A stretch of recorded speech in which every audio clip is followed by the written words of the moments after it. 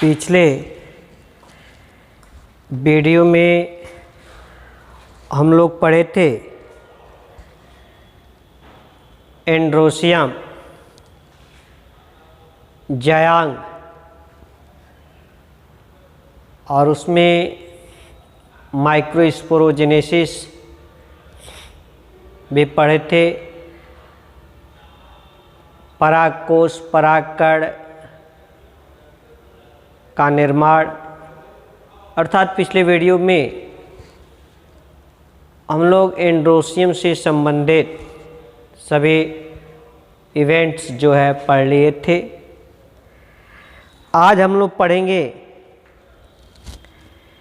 Pistil, megasporangium,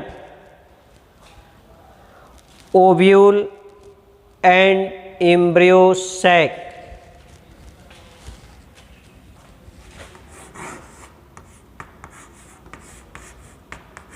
pistil,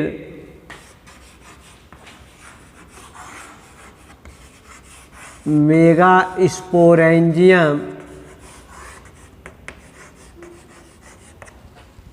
megasporangium अर्थात गुरु बीजाणुधानी, pistil जिसे हिंदी में स्त्री केसर कहते हैं, ovule,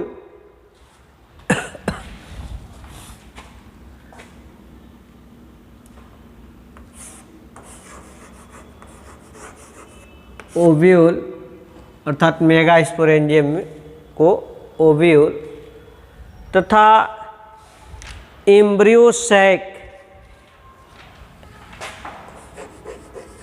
and embryo sac. Pistil, स्त्रीकेसर, मेगास्पोरेंजियम गुरु बीजाणुधानी, ओव्यूल अर्थात क्या ओव्यूल अंडप, कार्पेल मीन्स अंडप और ओव्यूल मतलब बीजांड, और बीजांड ही बीज में परिवर्तित हो जाता है। तो मेगास्पोरेंजियम जिसमें गुरु बीजाणु बनता है, जिसमें गुरु बीजाणु रहता है, उसे गुरु बीजाणुधानी कहते हैं। तो ये गुरु बीजाणु बनता किस में है? तो ओव्यूल बीजांड में बनता है। और एम्ब्रियो सैक भ्रूणकोश। तो सबसे पहले चलेंगे गाइनोसियम।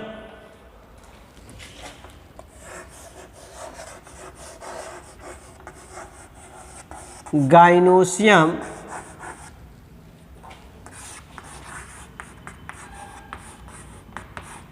पिस्टिल, पीछे भी हम लोग पढ़े कि गाइनोसियम जायांग जो है यह पुष्प का मादा जनन अंग है और यह एक या एक से अधिक कार्पेल अर्थात अंडक के मिलने से बना होता है। तो ये जो कार्पेल है, अंडप है, यही क्या है? स्त्री केसर है, अर्थात यह पुष्प का मादा जनन अंग है। यदि एक ही कार्पेल से मिलकर जायांग बना है तो एकांडप ही है। यदि दो कार्पेल से मिलकर बना हुआ है तो द्विअंडप ही है। यदि तीन से मिलकर बना हुआ है तो त्रिअंडप ही है। तीन से अधिक है तो बहुअंडप है। तो जब दो या दो से अधिक कार्पेल मिले होते हैं तो वह जायांग जो है दो प्रकार का हो सकता है, दो प्रकार का हो सकता है। यदि ये कार्पेल आपस में जुड़े हैं, कार्पेल आपस में जुड़े हैं तो युक्तांडपी हैं। यदि ये कार्पेल जो है उस जयांग में दो हैं लेकिन क्या है, दोनों अलग अलग हैं, तो पृथक अंडपी है। तो इस कार्पेल का यदि हम सामान्य फिगर देखें तो ऐसे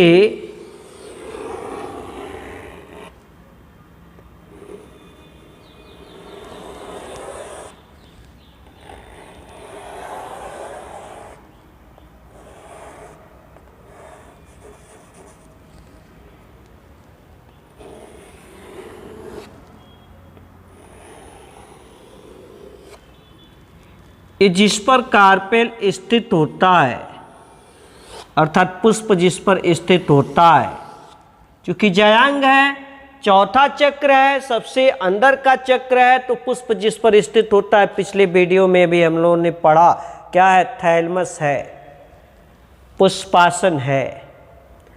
और यह एक कार्पेल का हमने सामान्य फिगर बनाया, तो सबसे नीचे का जो फूला हुआ भाग है, इस फूले हुए भाग को हम ओवरी कहते हैं।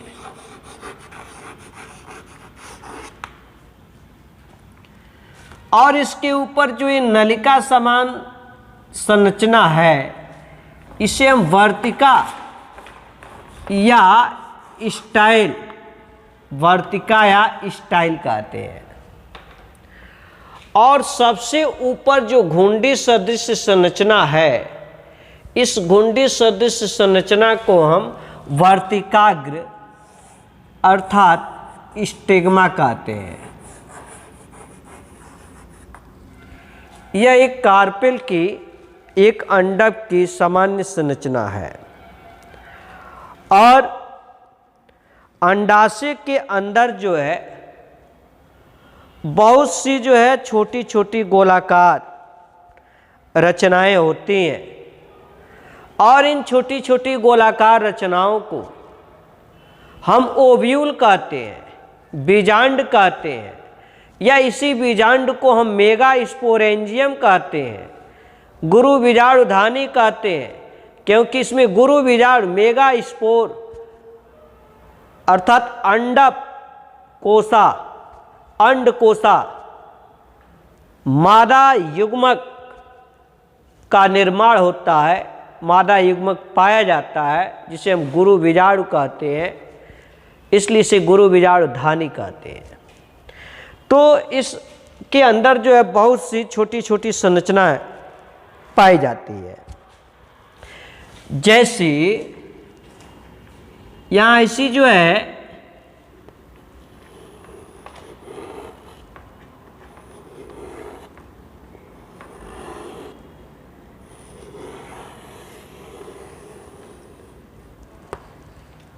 यह है ओव्यूल,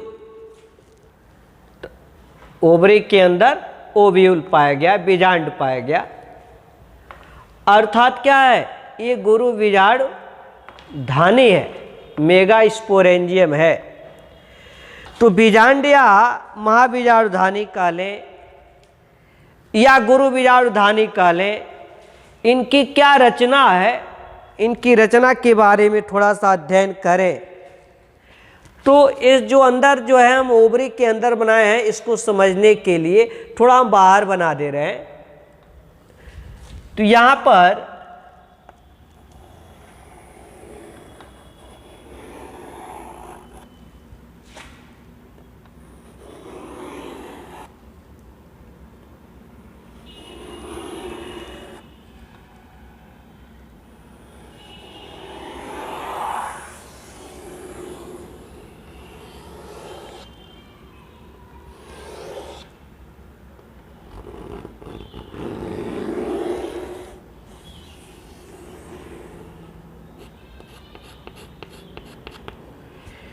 ये ओव्यूल है, अर्थात बीजांड है। या इसे ही जो है हम मेगा स्पोरेंजियम कहेंगे, गुरु बीजाणुधानी कहेंगे। तो इसकी संरचना हम देखते हैं कि गुरु बीजाणुधानी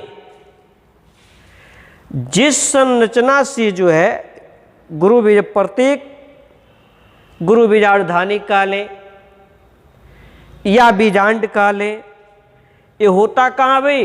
तो ओवरी के अंदर होता है, अंडाशय में होता है। यहाँ देख रहे हैं अंडाशय में होता है। तो एक ऐसे यहाँ ये डंठल सदृश संरचना है जिससे कि अंडाशय से जुड़ा हुआ है। तो इस डंठल सदृश संरचना जिसे हम कहेंगे क्या कि बीजांड का क्या है? वृंत है। वृंत में डंठल सदृश संरचना है, बीजांड वृंत है, जिसे हम फनकिल कहते हैं। इसे हम फनकिल, बीजांड वृंत। और जहां से अंडाशय से जुड़ा होता है इसे हम प्लेसेंटा, बीजांडासन कहते हैं, अंडाशय से जहां से जुड़ा होता है। और ये डंठल सदृश संरचना को हम बीजांड वृंत कहते हैं। और ये बीजांड वृंत जो है जहां पर जिस भाग से जुड़ा होता है उस भाग को हम हाइलम कहते हैं। हाइलम, नाभिक।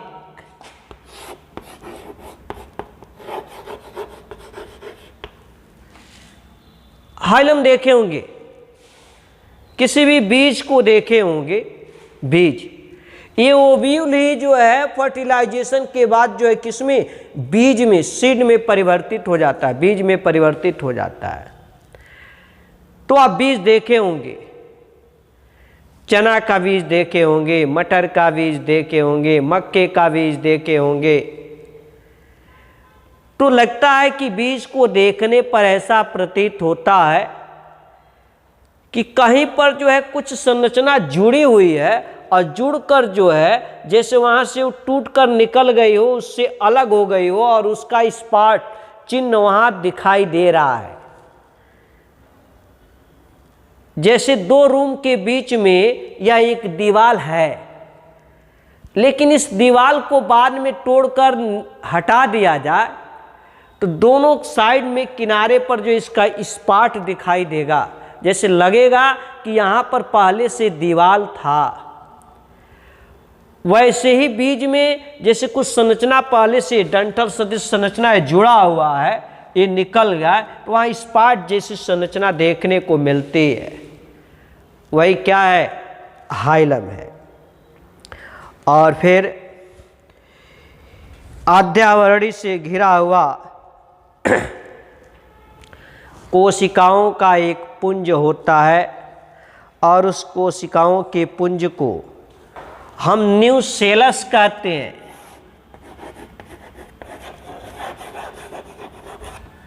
कोशिकाओं के पुंज को न्यूसेलस, बीजांडकाय, हिंदी में से हम बीजांडकाय कहते हैं। और यह बीजांडकाय जो है चारों ओर से एक या दो आवरण से घिरा होता है। जैसे यह एक आवरण है, यह एक आवरण है, दो आवरण से घिरा होता है। तो इसे ही जो है हम इंटेगुमेंट या अध्यावरण कहते हैं।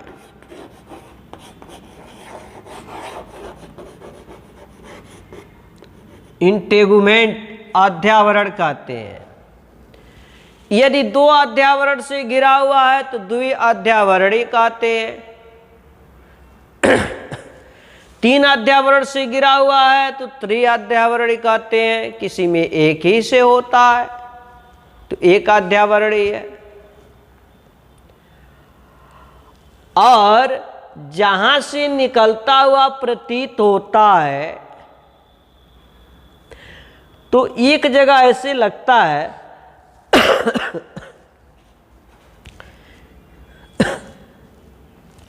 कि यह अध्यावरण जो है पूर्ण रूप से नहीं है, कुछ टूटा हुआ है।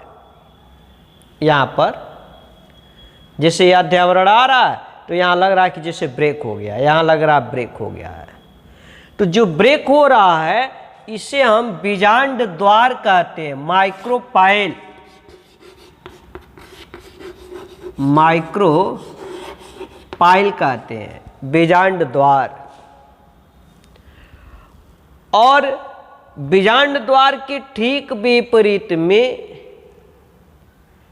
बीजांड काय के, इस पूरा बीजांड काय है, काय मीन्स बॉडी, बीजांड की बॉडी, तो पूरा आएगा इसके अंतर्गत। लेकिन इसके ठीक विपरीत में यह जो है क्या है, चैलेजा, मतलब निभाग। और फिर इसके बीच में जो है एक गोल या अंडाकार कोष्ठक जैसी संरचना पाई जाती है जिसे हम एम्ब्रियो सैक कहते हैं।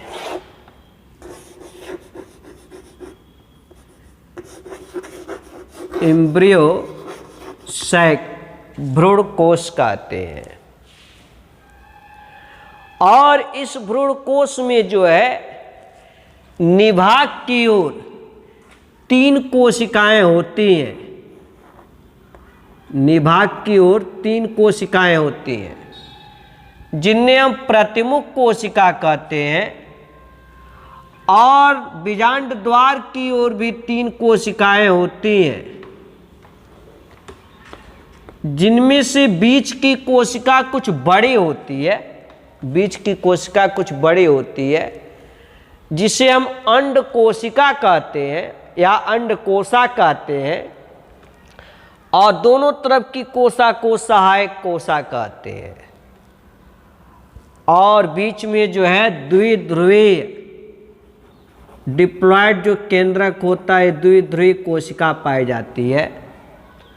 इस प्रकार से इसके बीच में जो है 7 कोशिकाएं, अरे 3 या और एक द्विध्रुवीय कोशिका, और 8 केंद्रक, 8 केंद्रक, यहां पर 3 यहां पर, ये द्विध्रुवीय केंद्रक है, डिप्लॉयड केंद्रक है।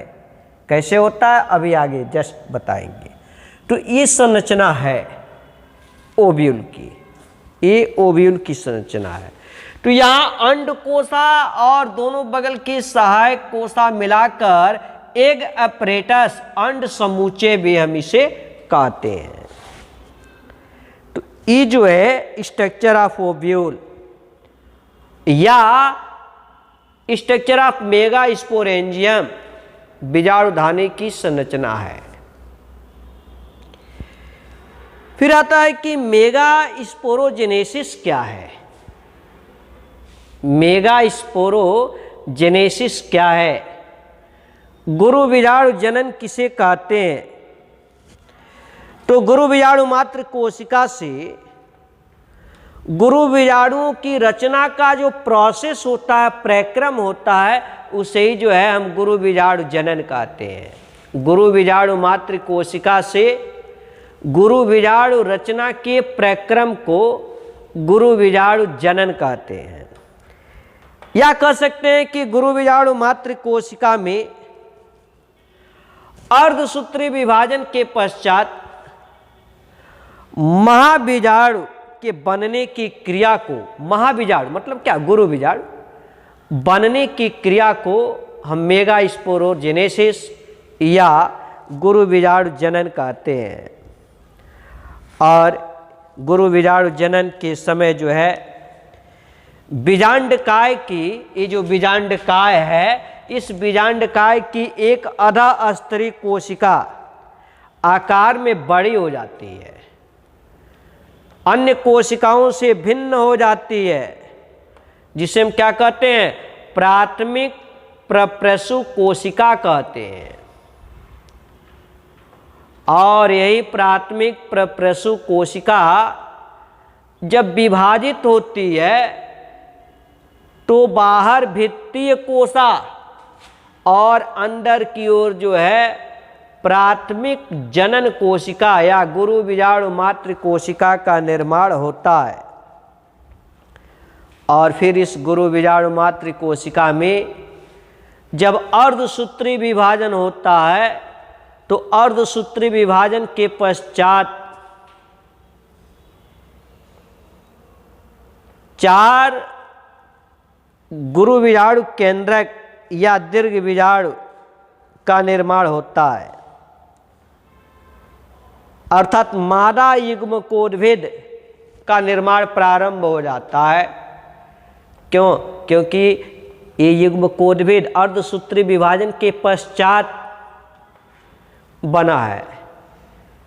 तो इनमें से जो है क्रियाशील जो गुरु दीर्घ बीजाणु होगा अर्धसूत्री विभाजन के पश्चात जो 4 बने अगुणित, इनमें से जो नीचे वाली होती है सबसे क्या होती है? क्रियाशील होती है। तो उस क्रियाशील गुरु बीजाणु केंद्रक में जो है एक बार समसूत्री विभाजन होगा। इसे क्रियाशील दीर्घ बीजाणु है अर्थात माइक्रोस्पोर मदर सेल है, क्रियाशील एक्टिव माइक्रोस्पोर मदर सेल, जब उसमें एक बार यदि यह है तो एक बार समसूत्री विभाजन होता है, ये अगुणित है क्योंकि अर्धसूत्री विभाजन के पश्चात बना है।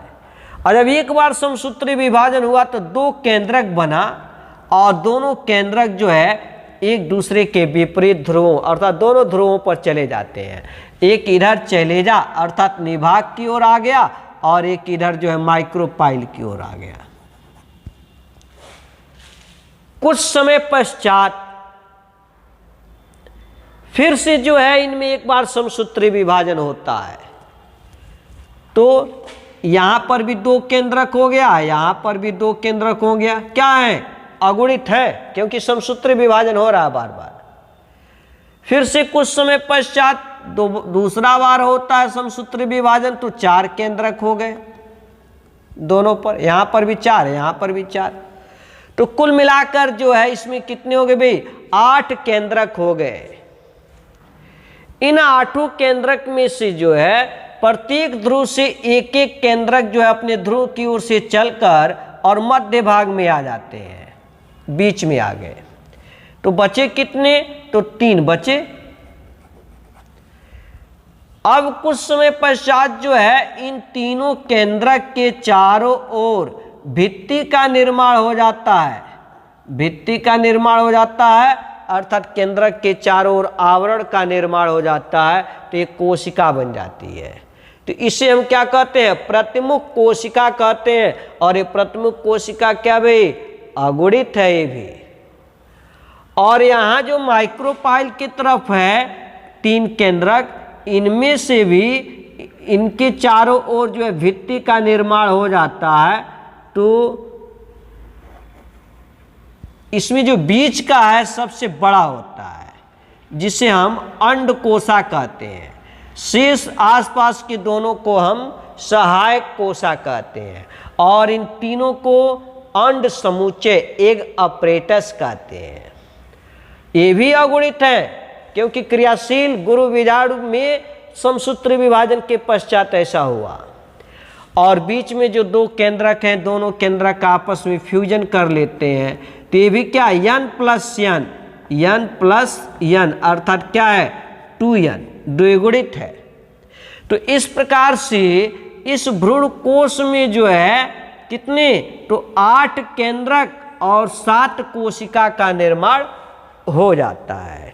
ठीक है, तो ये जो है मादा युग्मकोद्भिद अथवा भ्रूण कोश का विकास है। अब जो है आगे पॉलिनेशन है, परागण है। नेक्स्ट वीडियो में हम पॉलिनेशन पढ़ेंगे। वीडियो देखने के बाद चैनल को सब्सक्राइब अवश्य करें ताकि यूट्यूब पर जो भी हम वीडियो डालें उसका नोटिफिकेशन तुरंत आपको प्राप्त हो सके। इसलिए देखने के बाद जो है सब्सक्राइब अवश्य कीजिए।